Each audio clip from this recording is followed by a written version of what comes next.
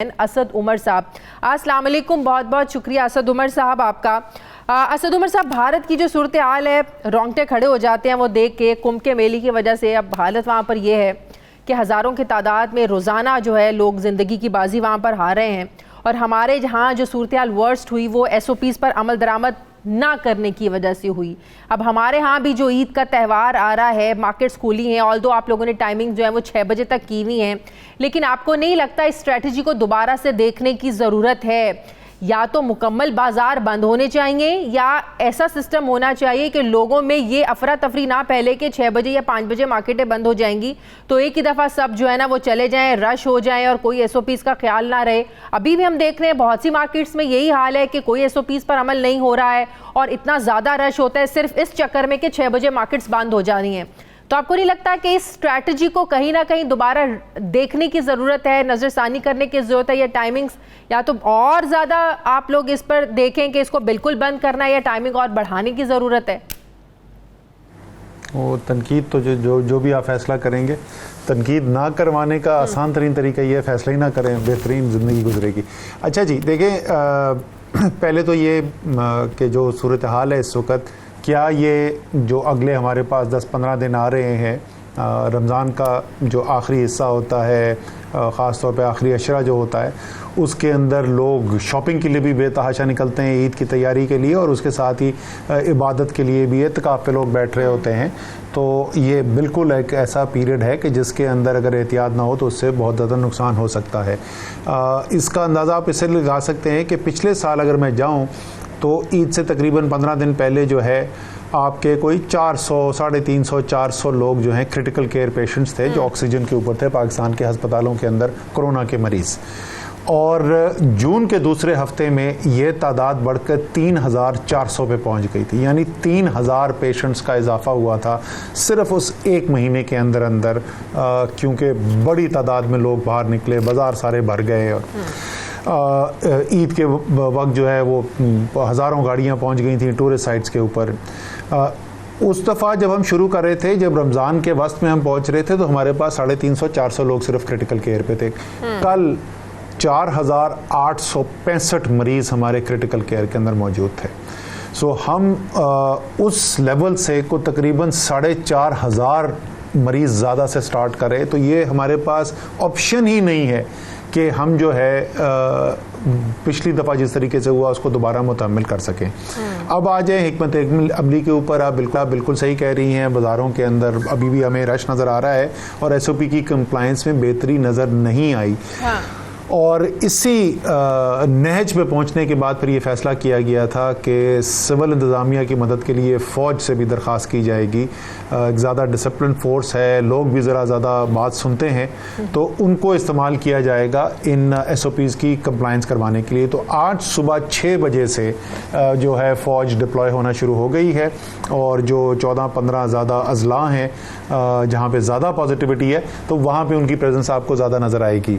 दूसरा जो ये सवाल है कि अगर हम खोल दें, देखें, ये ख़ास तौर पे जो मैं बोल रहा हूँ ये रमज़ान के महीने की बात कर रहा हूँ। रमज़ान में अफ्तारी के बाद और सहरी के दरमियान ये जो रात का वक्त है ना, वो सिर्फ लोग ज़रूरी शॉपिंग के लिए नहीं जाते। हाँ। वो फिर एक सोशल इवेंट है। हाँ। सारे नौजवान जो है वो बाहर निकला होता है, सारे होटल्स भरे हुए होते हैं, हज़ारों की तादाद में पाकिस्तान जाके बाहर बैठ जाता है।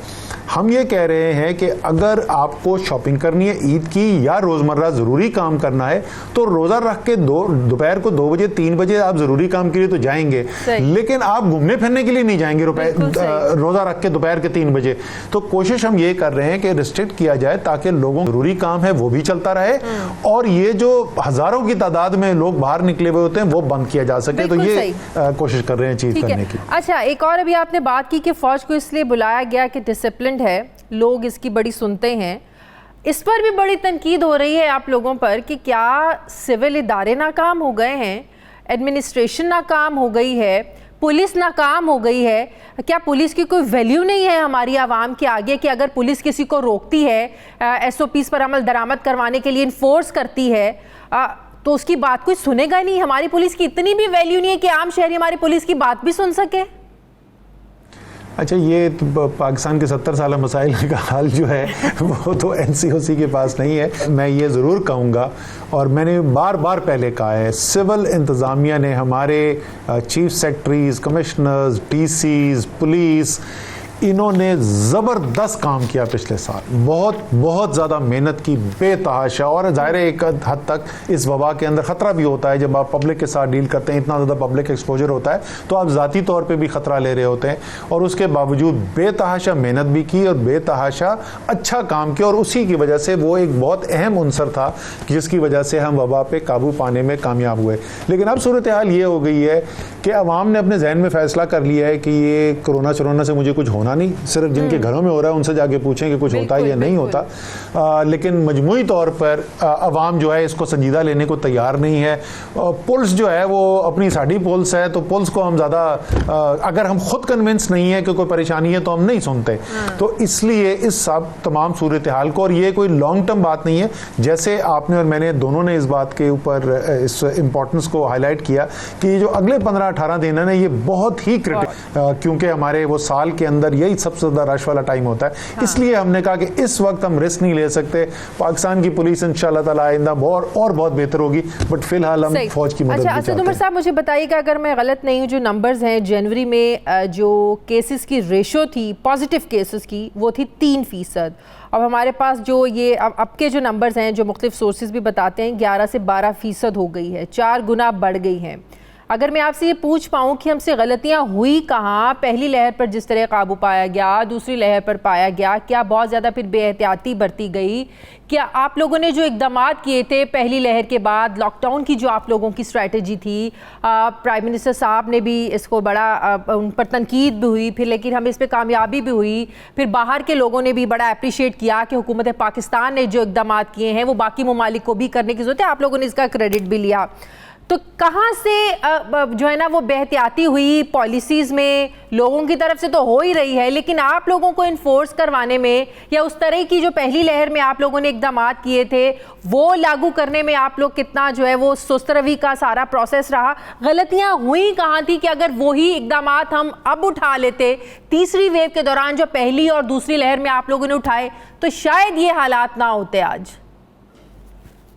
जी, दो चीज़ें हैं इसके अंदर, दो पहलू हैं जिनकी वजह से ये बढ़ा। बट पहली चीज़ तो जो आपको जहन में रखने की है कि कल जितने दुनिया के अंदर, पाकिस्तान नहीं दुनिया के अंदर, कल जितने कोरोना के मरीज़ बने, जिन नए लोग जिनको इन्फेक्शन हुई, वो जिस दिन से ये पेंडेमिक शुरू हुआ उससे ज़्यादा थी।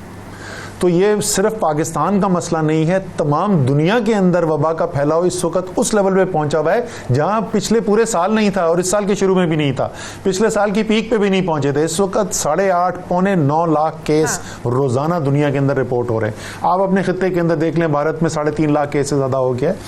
अच्छा, उसकी कुछ एपिडेमियोलॉजिकल रीजंस हैं।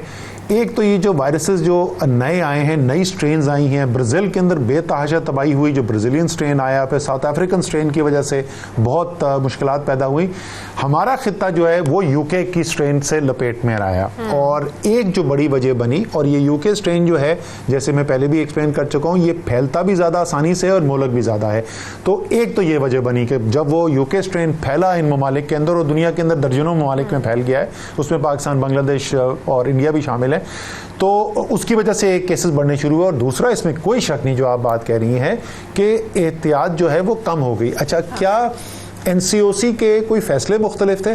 फैसले मुख्तलिफ नहीं हो रहे। आज भी या पिछले महीने या उससे पिछले महीने जो है वो उसी तरीके से डेटाबेस हॉटस्पॉट भी जनरेट हो रहे हैं, वो कम्युनिकेट भी हो रहे हैं, वो DCs के पास भी जा रहे हैं, और लॉकडाउन की हिदायत भी जा रही हैं। इम्प्लीमेंटेशन इंतहाई कमज़ोर हुई हुई है, और जो हमने SOPs की कंप्लाइंस दिखाई NCC की मीटिंग के अंदर, सिर्फ 31% कंप्लाइंस हो रही थी, यानी 10 में से 7 वायलेशन हो रही है, 3 कंप्लाइंस हो रही है जो असाइंड SOPs हैं। उसी वीकनेस को पूरा करने के लिए फिर हमें ये मजबूरन ये रिक्वेस्ट करनी पड़ी है फौज से, और उन्होंने फौरी तौर पे इसको ज़ाहिर एग्री भी कर लिया। और उम्मीद ये है कि ये जो इंतज़ाम स्ट्रेंथनिंग की गई है, ज़्यादा मजबूत किया गया है इंतज़ामी ढांचे को फ़ौज की इंडक्शन से, पैरामिलिट्री की इंडक्शन से, तो ये कंप्लायंस अच्छा असद उमर साहब एक बात बताएं, अब जो पाकिस्तान में सिचुएशन है, कनाडा ने हम लोगों के लिए, पाकिस्तान के लिए बॉर्डर्स बंद कर दिए हैं, बरतानिया ने बंद कर दिए हैं, ईरान ने बंद कर दिए हैं। फिर जब हम ये जानते थे कि जो तीसरी वेव है ये बरतानिया से आई है, इसीलिए बहुत ख़तरनाक है, इसीलिए नंबर्स जो है ना वो दिन ब दिन बढ़ते जा रहे हैं, तो हम ये जुर्रत क्यों नहीं कर सके सर कि हम लोग भी अपने बॉर्डर्स बंद कर दें उन ममालिक के लिए जहाँ पर वायरस बहुत ज़्यादा पीक पर था उन दिनों में। हम लोग तो बिल्कुल लीनियर रहे, ना फ्लाइट्स अपनी बंद की, ना वहाँ से लोगों का आना हम लोगों ने बंद किया। हम लोग ये जुर्रत क्यों नहीं कर सके? अब पाकिस्तान के लिए आप देखें, इन ममालिक ने जो है ना अपने बॉर्डर्स बंद कर दिए, पाकिस्तान से फ्लाइट्स जा ही नहीं सकती हैं। पहली बात तो बरतानिया का भी बॉर्डर बंद हुआ था, हमारी फ़्लाइट्स बरतानिया से कई हफ्ते जो है वो रोक दी गई थी। दूसरा, हमारी 3 कैटेगरीज़ के अंदर आलमी मुल्कों की क्लासिफिकेशन है, और उसमें से कैटेगरी सी जो है, जिसमें इस वक्त 14 या 15 मुल्क मौजूद हैं, उस कैटेगरी सी के अंदर, जिसके अंदर भारत भी हमने शामिल कर दिया अभी रिसेंटली, ये वो ममालिक हैं जहाँ से कोई आ ही नहीं सकता पाकिस्तान में स्पेशल एग्जम्पशन लिए बगैर। बाकायदा एक एग्जम्पशंस कमेटी है, उसके अंदर एविएशन है, फॉरेन ऑफिस है, हेल्थ है, वो केस आपका स्टडी करते हैं और फिर अलाउ करते हैं कि आप आ सकते हैं या नहीं आ सकते, और अगर आप आ सकते हैं तो फिर क्वारंटीन की रिक्वायरमेंट है। तो वो आज भी पाबंदी मौजूद है 14 या 15 ममालिक के ऊपर। बरतानिया के ऊपर हमने ये पाबंदी लगाई थी, तो फिर हमने उठा क्यों ली? उसकी वजह ये बनी कि ये जब हमने स्टडी किया तो पता ये चला कि ये वायरस सिर्फ बरतानिया तक महदूद नहीं रह गया, ये दर्जनों ममालिक के अंदर, बेशतर दुनिया के ममालिक के अंदर ये फैल चुका था। सो सिर्फ बरतानिया से फ्लाइट रोकने से काम नहीं चलता था, फिर तो ये था कि हम सारी दुनिया से फ्लाइट रोक देते। और आपको पता है कि पाकिस्तानी कोई 90 लाख पाकिस्तानी मुल्क से बाहर रहता है। हमारे पास फॉरेनर तो बहुत कम आते हैं, जो हमारे मुल्क में तकरीबन ज़्यादातर, मेरे ख्याल में कोई 97, 98, 99% जो लोग पाकिस्तान आते हैं वो पाकिस्तानी होते हैं। तो इसलिए ये फॉरेनर्स को रोकने की बात नहीं थी, इसकी हिम्मत दूसरों की बारी में नहीं। इसका मतलब ये है कि हम पाकिस्तानियों को जो जहाँ हैं उनको बोले हम पाकिस्तान नहीं आ सकते, और तमाम से पाबंदी लगा दे। ये पाबंदी लगाई भी गई थी, अगर आपको याद हो, पिछले साल लगाई गई थी, बिल्कुल पिछले साल लगाई गई थी। लेकिन हमें ये भी याद है कि जब उस वक्त बरतानिया से, इंग्लैंड से लोग आ रहे थे यहाँ पर, तो ये आप लोगों की स्ट्रैटेजी थी, ये आप हिदायत थी कि जो लोग बाहर से आएंगे वो होटल्स में ही क्वारंटीन करेंगे, डायरेक्ट एयरपोर्ट से घर पे नहीं जाएंगे। 10 से 14 दिन का क्वारंटाइन टाइम था, लेकिन ये स्ट्रैटेजी अब नहीं है। कि मैं वही कह रहा था, मैं एग्जैक्टली जब आपने बोला ना, मैं आपको एग्जैक्टली यही चीज़ बताने वाला था। हमने जितने भी काम किए उसमें से सबसे ज़्यादा मुश्किल काम और जो नहीं हैंडल हो सका वो क्वारंटीन का काम था। वो क्वारंटीन का काम जो है वो इतना ज़्यादा उससे स्ट्रेस पड़ा था सिस्टम के ऊपर कि प्रोविंसेस ने कहा जी हमसे ये नहीं होता।